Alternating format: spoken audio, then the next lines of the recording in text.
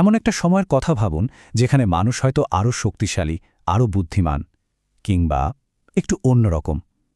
চলুন আজকের এই আলোচনায় আমরা সেই সম্ভাবনাগুলোই একটু খুঁজে দেখি। তো চলুন তাহলে শুরু করা যাক। আমাদের প্রথম আলোচনার বিষয় হলো কিভাবে প্রযুক্তি আমাদের শরীরকেই বদলে দিচ্ছে। আর এটা কিন্তু এখন আর কোনো সাই-ফাই সিনেমার গল্প নয়, এটা আমাদের চোখের সামনেই ঘটছে। যেমন ধরুন ব্রেইন কম্পিউটার ইন্টারফেস বা বিসিআই এর কথা। এখন এগুলো মূলত গবেষণাগারে বা ক্লিনিক্যাল ট্রায়ালে ব্যবহার হয়। বেশিরভাগ ক্ষেত্রেই অপারেশনে দরকার পড়ে আর ডেটা ট্রান্সফারও খুব স্লো। কিন্তু 2050 সালের দিকে কি হতে পারে ভাবুন তো।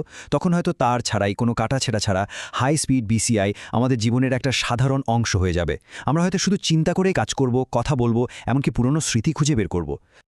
এই যে প্রযুক্তি দিয়ে মানুষের ক্ষমতা বাড়ানো, এই পুরো ধারণাটাকেই বলা হয় হিউম্যান অগমেন্টেশন। মানে প্রযুক্তির সাহায্যে মানুষের স্বাভাবিক ক্ষমতাকে হয় পুনরুদ্ধার করা, না হয় আরও কয়েক ধাপ বাড়িয়ে নেওয়া।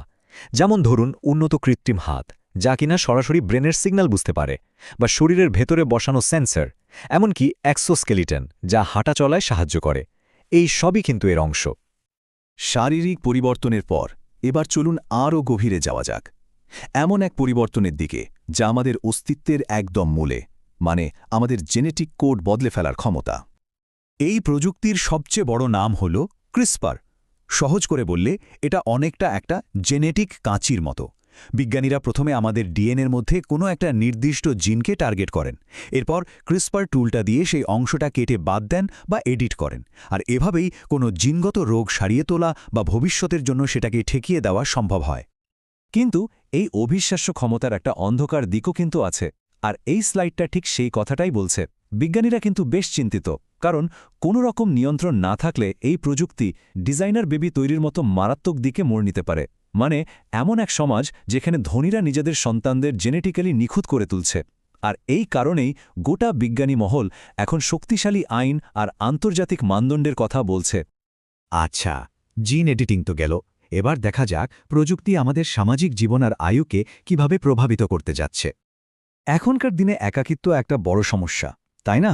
এই সমস্যার সমাধানে এআই বা আর্টিফিশিয়াল ইন্টেলিজেন্স দিয়ে তৈরি সঙ্গী বা থেরাপিউটিক চ্যাটবট কিন্তু দারুণ কাজের হতে পারে। কিন্তু এর ঝুঁকিও আছে। এই স্লাইডে যেমনটা দেখা যাচ্ছে, একদিকে যেমন এটা একাকিত্ব কমায়, অন্যদিকে এটা যদি আসল মানুষের সম্পর্কের জায়গা নিয়ে নেয়, তাহলে কিন্তু মানসিক স্বাস্থ্যের উপর মারাত্মক খারাপ প্রভাব পড়তে পারে।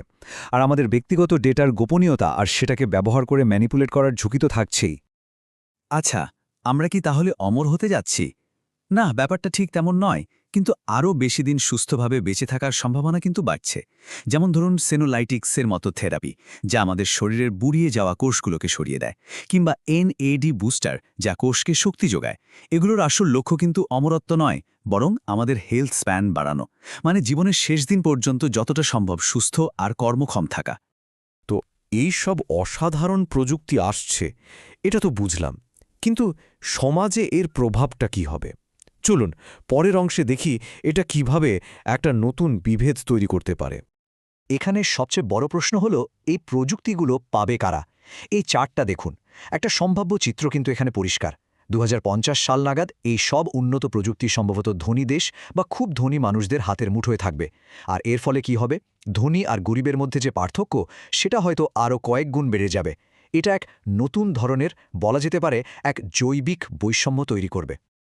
আর এই স্লাইডের টেবিলটা দেখুন, প্রত্যেকটা প্রযুক্তিরই দুটো দিক আছে। একদিকে যেমন ভালো উদ্দেশ্য, অন্যদিকে ভয়ানক অপব্যবহারের সম্ভাবনা। যেমন বিসিআই দিয়ে পক্ষাঘাতগ্রস্ত মানুষ হয়তো আবার চলতে পারবেন, কিন্তু এটাই আবার মাইন্ড কন্ট্রোল বা ডেটা চুরির কাজেও ব্যবহার হতে পারে। সিএসআরপিআর দিয়ে যেমন জিনগত রোগ সারানো সম্ভব, তেমনি এটা দিয়ে ডিজাইনার বেবি বা ইউজেনিক্সের মতো ভয়ঙ্কর ধারণাও সত্যি হতে পারে। আবার ধরুন এক্সোস্কেলেটন, এটা একদিকে যেমন মানুষকে চলাফেরায় সাহায্য করে, অন্যদিকে এটা দিয়েই হয়তো মিলিটারি সুপার সোলজার তৈরি করা হবে। তাহলে এত সব প্রযুক্তিগত অগ্রগতির সামনে দাঁড়িয়ে মানবতা ঠিক কোন দিকে এগোবে? আমরা এখন আমাদের আলোচনার একদম শেষ পর্যায়ে চলে এসেছি।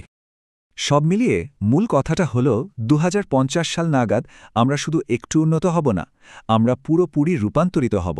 এই ছোট বড় সব পরিবর্তন মিলে মানুষ হিসেবে আমাদের যে মূল সংজ্ঞা, সেটাই হয়তো বদলে দেবে। শেষ পর্যন্ত প্রযুক্তি তো আমাদের হাতে ক্ষমতা তুলে দেবে, তাই না? কিন্তু আসল চ্যালেঞ্জটা হয়তো নতুন প্রযুক্তি তৈরি করা নয়। আসল চ্যালেঞ্জ হল মানবতার অর্থটাকেই রক্ষা করা। এই অসম্ভব পরিবর্তনের জন্য আমরা কি আসলেই প্রস্তুত?